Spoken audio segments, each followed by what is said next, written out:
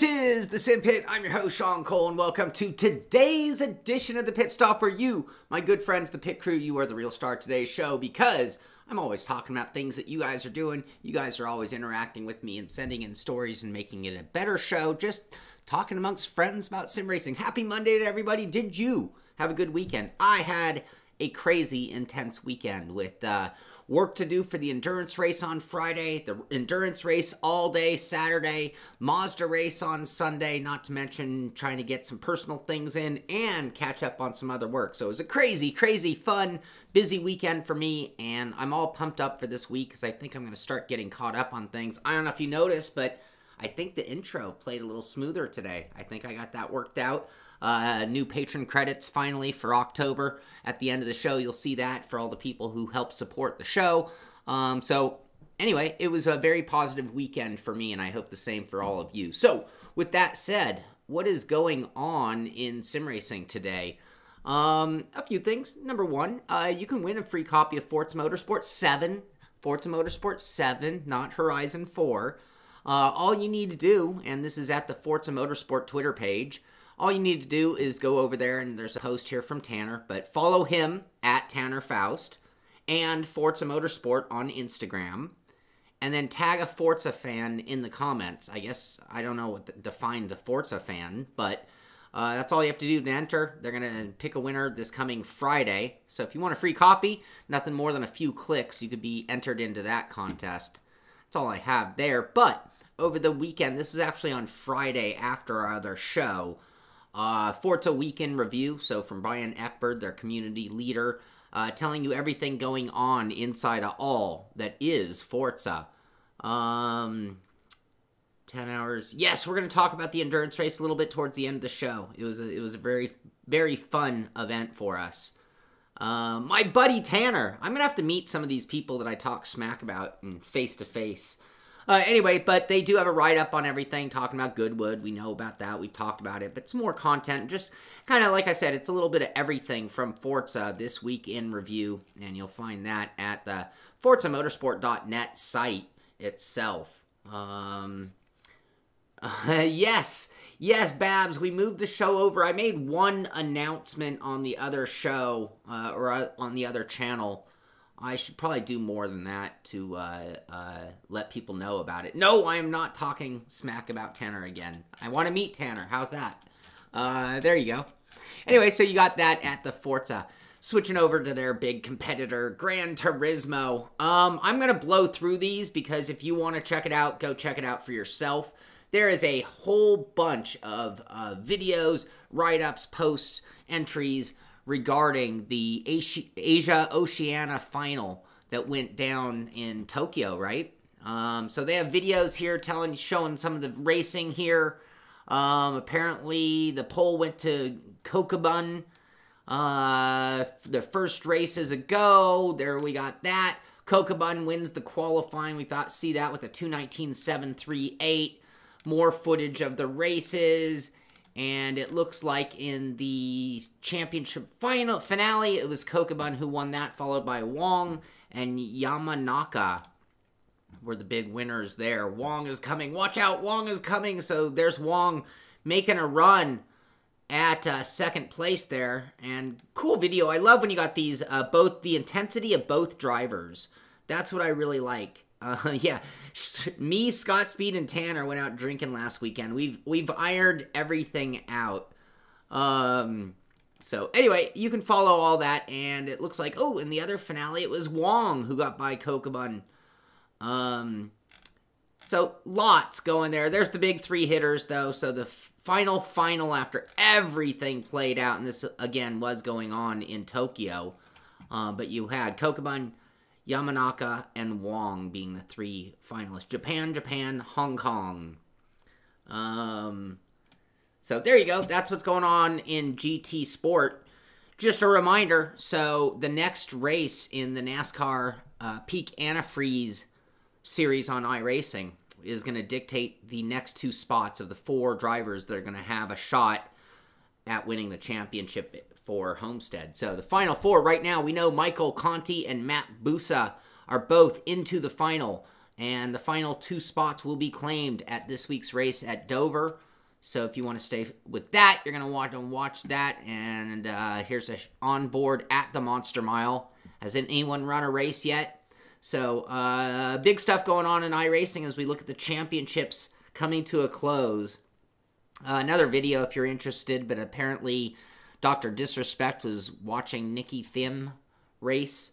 Not sure if he was watching him seriously or clowning him. Don't know, but that's all. I'm assuming that he was in awe because iRacing probably wouldn't post it if he was clowning him, to be honest with you. So just by that alone, anyway, if you're a Dr. Disrespect on Twitch fan, you can check that out over there or follow the link at iRacing. Matt Hayabusa. I know, that's what I think every time, Tom. Every time I say Busa, I think Hayabusa.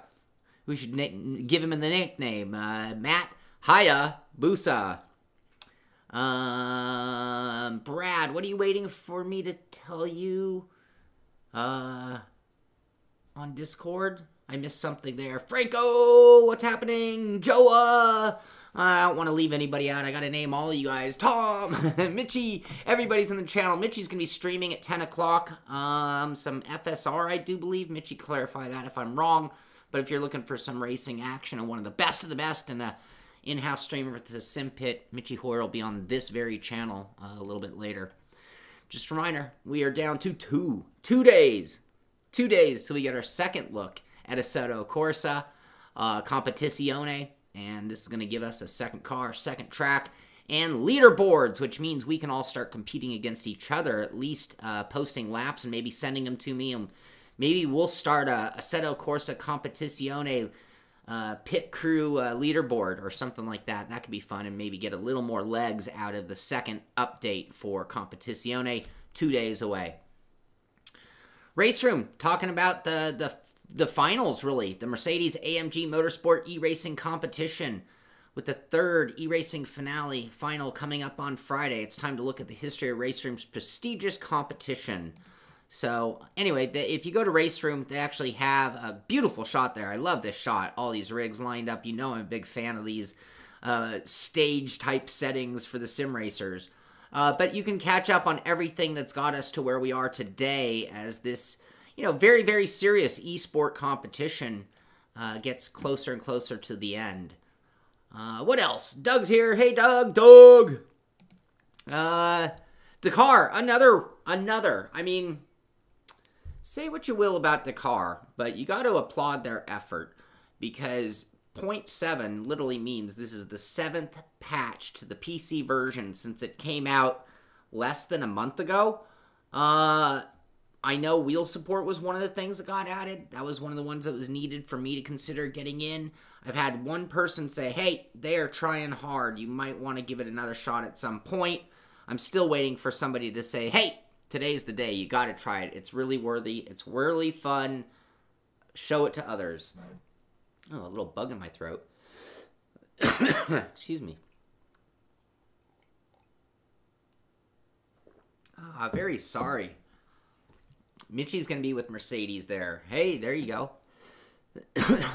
Anyway, patch notes. This is the PC version, as I said. The 0.07 are all at Steam, because that's where you get the PC version of Dakar. It's Dakar, I'm pretty sure.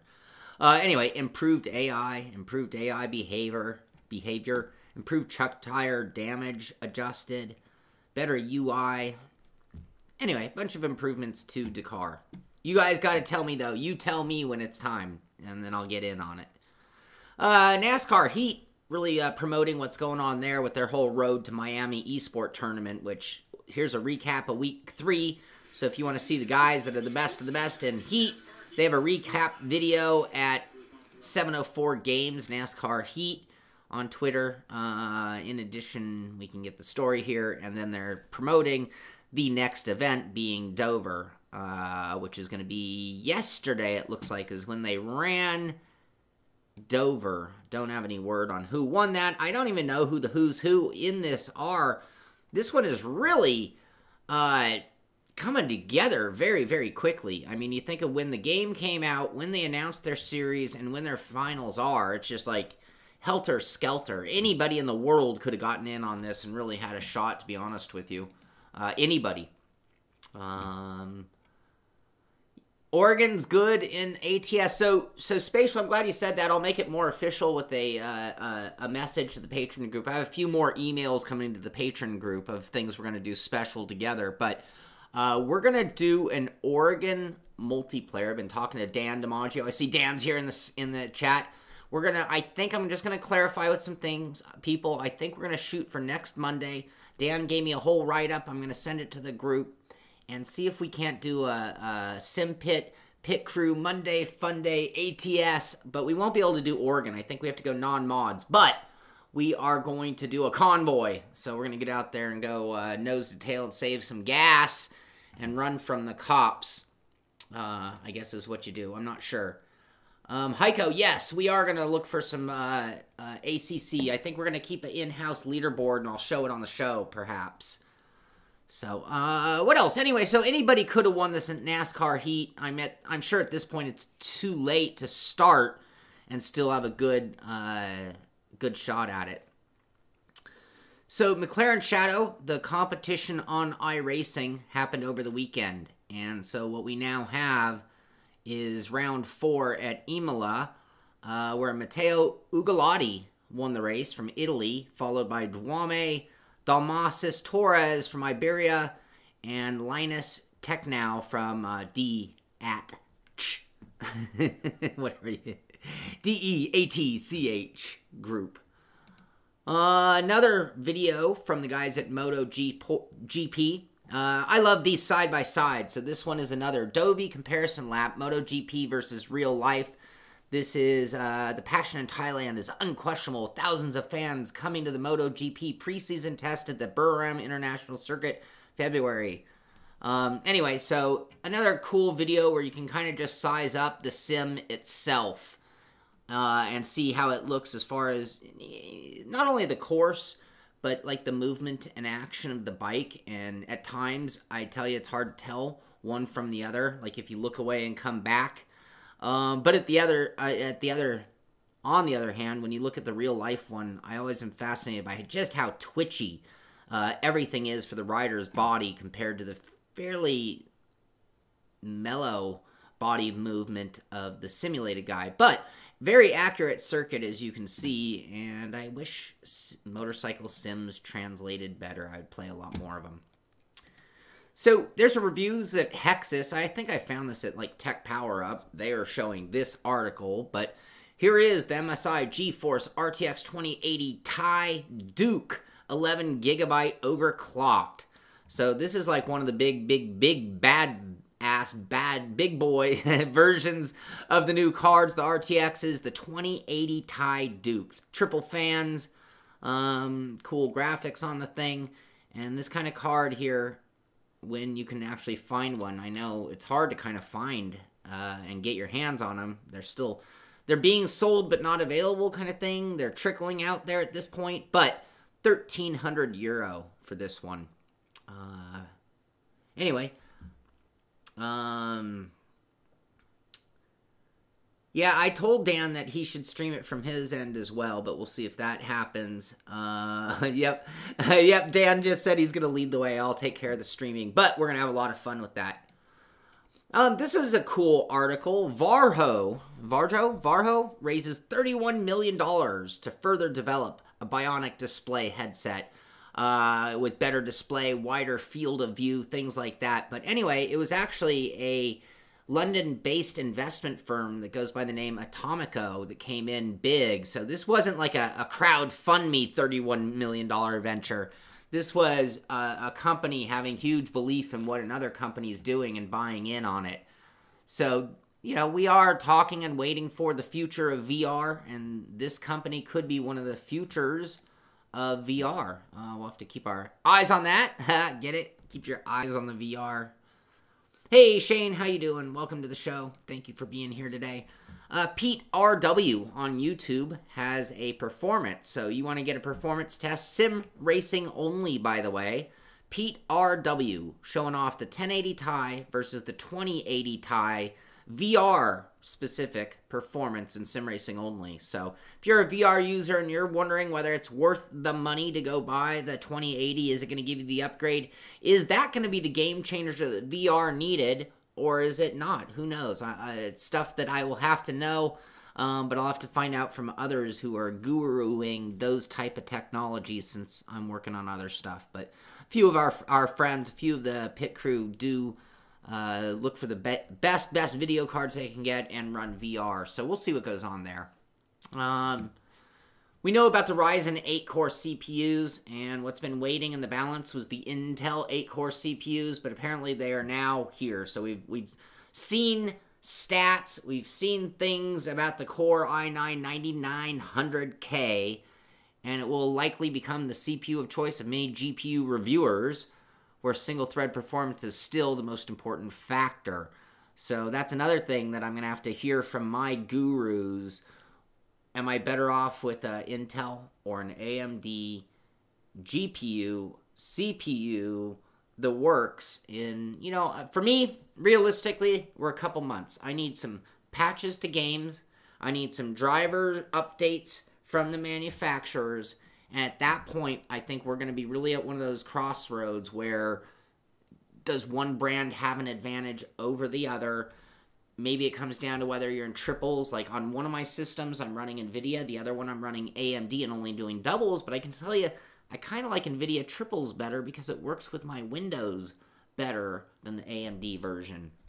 But a couple months away, and I'll be probably making upgrades based on what my good tech friends tell me. My gurus, Jesse. Let's see. Where are we at? Segment Next has an article here that is really interesting if you think about it and if this really plays out, and I'm sure it's real. There will be no Forza Motorsport 8 in 2019. Turn 10 to improve Forza Motorsport 7 instead.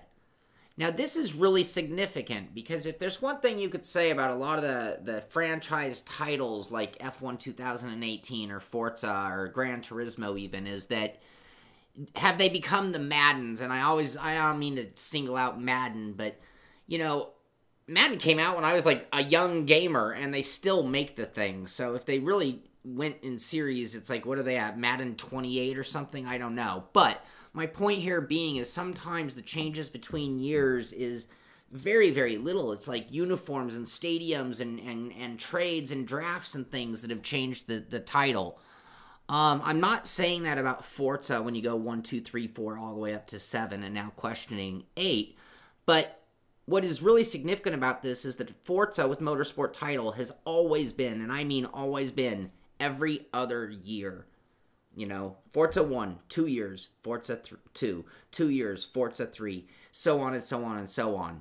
And that's why this is very significant. That means for the first time ever, they are breaking the mold, and they're going out on a different plan, and they're going to continue to develop Forza Motorsport 7. We talked about the physics and damage and all the things that are coming in the big update, I believe, at the end of this month. It's not even the end, a couple weeks away.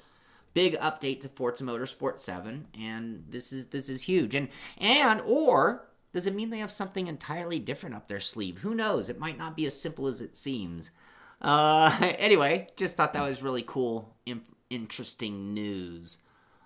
Yes, they're improving all that as well, Dave. So, Madden 19. Is that where we're at? All right.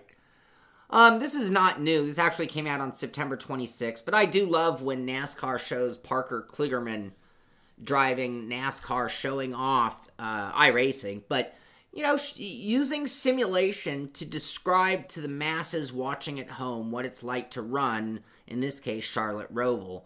So there's the interesting spot. Oh, I'm not sure if I have that funny picture that I saw posted. I hope I do regarding Charlotte Roval. But anyway, Parker Kligerman running in that Fanatic. That's a Fanatic rig if you guys don't know your rigs. That is a Fanatic rig, which is kind of a rarity. You don't see those very often. I believe that's the Fanatic rig. It sure looks like it with a little bit of a paint job on it. But that's NBC Primetime using iRacing to show off what it's like to really drive a real track, and that's very cool. Dream Sims. Dream Sims. If you could pay $25 and get one of these, or what would you pay to get in one of these? But Professional Motorsport World, which is a normal media publication, not a sim racing, has shots here of the Ford Performance R&D tech. And it's how they make their race cars faster, they say in this write-up. But anyway, look at that screen, that wraparound screen. The cockpit on, you know, look at the way they move these. It's almost like a, you know, we had these machines in the corrugated industry 20 years ago, a 2 or 3 axis plotter that would just move around a table and cut, and it moved on 2 different directionals. And it's like, that is essentially what's holding that simulator up. In addition to that, it looks like it has some tilt mechanisms through some secondary actuators. So the big movement is being done by that plotter tray type looking thing, almost like a 3D printer. And then on top of that platform, we have secondary movement. So I thought that was a really cool looking sim, and really anybody could build something like this if they had the right engineering and the DIY scale of today's world. Another write-up here, this is at Car Whale. I've actually driven this sim, or one very similar. That is the Cruden. These guys make amazing sims. $250,000 for one of these giant things. Those actuators you're looking at are, well, taller than me by a long shot, which is not saying a lot. But they're like almost as big around as me. One of those actuators is like that big around and probably this tall before it extends. Amazing sim. Just thought since we are on sims. Oh, and here's the funny. So, I don't know if any of you guys saw the takeout, you want to call it, when Truex got taken out by Jimmy Johnson at Charlotte and basically took Jimmy Johnson himself out of the championship. But anyway, the crew chief for Truex had joked to Jimmy that if he wanted to make it up to everybody, he could just buy the whole team a bunch of road bikes. And I think when he meant road bike, he meant like Tour de France and maybe bikes that would be $3,000 to $10,000. Apparently, showing up at their hauler, they did get their bikes. Maybe not the road bikes they had in mind, but that was compliments of Jimmy Johnson. I'm assuming that means all in good fun. If that's not in good fun, that is going to start some serious fist fights on pit lane. So anyway, that is going to do it for the news portion of the show. I do have more to talk about and more to show you. Since we were talking about Dream Rigs just a moment ago, why don't we start with this? But Sean Stashek sent this in. And this is a scratch-built DIY motion sim built from scratch. Everything built with the components and how it was going to be done in the end in mind from the very beginning. He's running a DIY Sim Experience Motion platform on this, running 3 different actuators. You can see the front 2 there. And then if we look here, we'll actually see the back one. That's right in the back, pushing up on the back side of it. And this is quite the sim. Look at this. He's got the Quaife H-pattern shifter. That is a dreamy, dreamy shifter right there. And really, really nice setup. Looks like a direct drive wheel, Fanatic inverted pedals. You saw the shifter. You saw the motion. All custom built by Sean Stashek. Incredible job, and he even sent in a little video of it in operation. We'll take a look at that for just a quick moment. I wish I could fast forward on my thing. Running in VR. That's so yes, the TV's far away. So yeah, anyway, here we go. Now we're gonna see it move. Look at that handbrake. He's got the giant handbrake up there. He's doing some rally car driving on this one. This is one of the nicest DIY. This is beyond, like if you saw this, you wouldn't think it was a DIY. You'd be like, that's a custom rig. I don't know if you get DIY custom is, but it's all about him and just another incredible rig. Thank you, Sean, for sending that in. Awesome rig. So that could be inspiration for all of you out there. Now, over the weekend, we had a few different things happen. One of them, let's talk Mazda first. Yesterday, we had the Mazda Championship at noon, and a few things went wrong during the race. Number one, Sean put the wrong settings on a few things, so we had the wrong point structure. We had no incident limit, so I took that to the limit and ran 36 incidents. I can play the video while I talk about it a little bit, but here we go. Anyway, here's the start of the race from my perspective. It was setting up to be a really, really, really good... you can't hear me? What do you mean you can't hear me? Oh, I had the thing blasting at you. I'm sorry. I'm sorry. I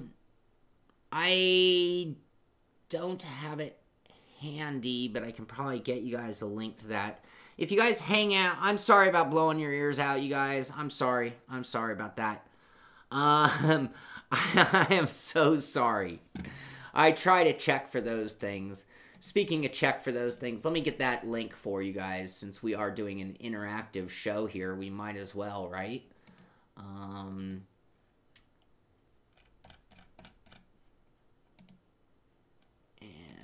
boom, boom.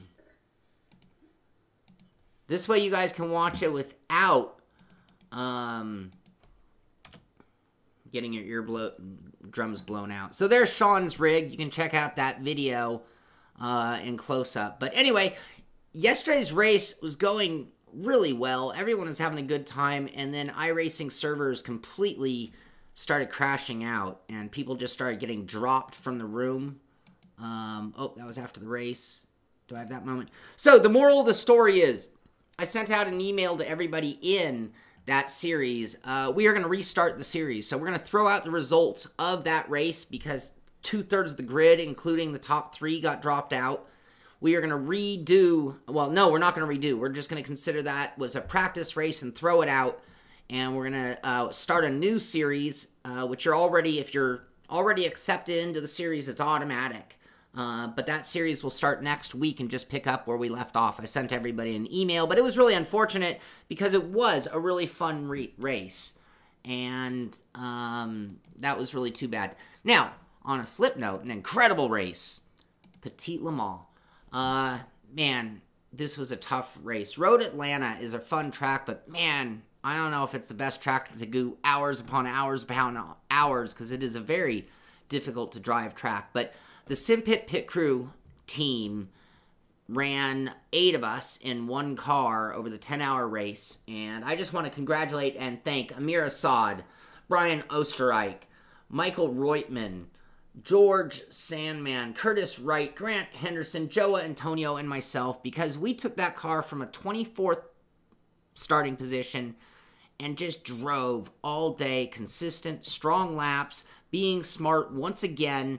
We did get some damage, but it was all inflicted by others. We did a great job of keeping our car clean, and we brought it home in 11th place. We had a shot at a top 10. We were actually just finished like 1 second back of 10th place, and 9th place was only a few seconds ahead of him, and at points we were as high up as 9th and as far back as 34th. But it was a really fun event, and anyway, you will find that race and the Mazda race both on this very channel if you want to check them out and see how things played out. But I want to thank the guys because it was a lot of fun, and we did a really, really good job, and it was a pleasure running with all of you guys. I look forward to Daytona in January, and we're going to have some meetings and put together an administrative team and decide how we're going to conquer next season.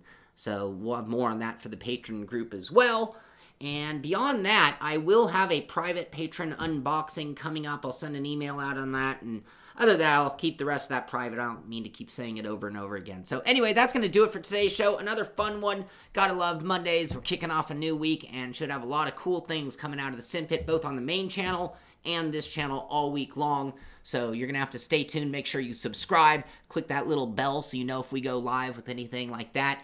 And get out there, do some sim racing. That's going to do it for today. This is the Simpit. I'm Sean Cole, and I'll see you on the track.